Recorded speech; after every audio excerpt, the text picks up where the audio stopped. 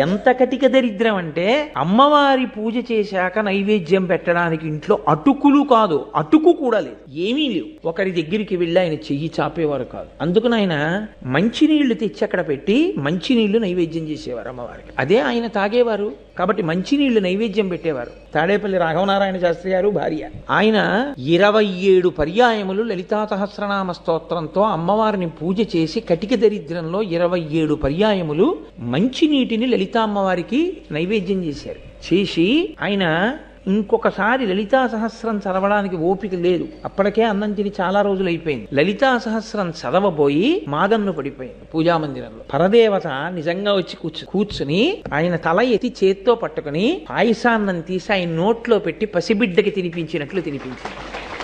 అంతే. ఇక రాఘవనారాయణ శాస్త్రి గారి జీవితంలో వెనక్కి తిరిగి చూడలేదు.